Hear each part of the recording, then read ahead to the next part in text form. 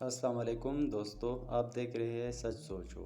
12 اکتوبر کی تاریخ کی مناسبت سے محمد عارف اپنے کالم میں لکھتے ہیں کہ مجھے نہیں علم کہ واقعی مشرف کے آنے پر مٹایا بڑھی یا نہیں، لیکن 13 اکتوبر کو مشرف کی گود میں کتے دیکھ کر میری لبرل جمہوریت پسند بھائیوں اور بہنوں کو لگا آخر ہمیں ہمارا آتا ترک مل گیا۔ October 12, 1999, Pervez Musharraf toppled Prime Minister Nawaz Sharif's government through a coup d'etat and emerged column as chief نگار مزید executive لکھتے of ہیں کہ ہم Pakistan. اگلے کئی سال تک مشرف کی بانٹی ہوئی مٹھائی کھاتے رہے۔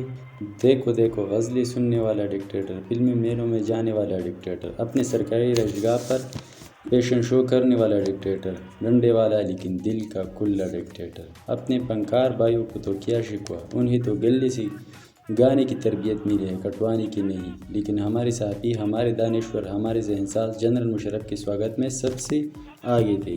آخر 9 سال بعد جب عوام نے اپنے روایتی ہتھ کنڈے استعمال کرتے یعنی مشرف کی بے عزتی کر کے وردی اتروا کر مزید بے عزتی کی دھمکی دے کر جان چھڑوائی تو پورا وطن لہو لہو تھا۔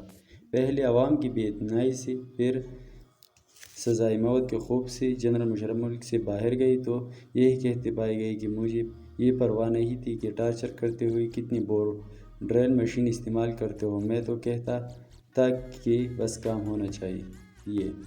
ہمارے لبرل بھائی دل کے نرم لوگ ہیں، وہ بھی ڈرل مشین کا بول نہیں جاننا چاہتے تھے، لیکن آج کل بھی اس امید سے ہے کہ جس طرح جنرل ضیاء کا گن جنرل مشرف نے سب کیا، اس طرح ان سے بھی پوچھنا چاہیے کہ ہمارے جمہوریت پسند لبرل روشن خیال بہنوں اور بھائیوں کو یہ پوچھنا چاہیے کہ ہمارا پھیلا ہوا گن کون صاف کرے گا۔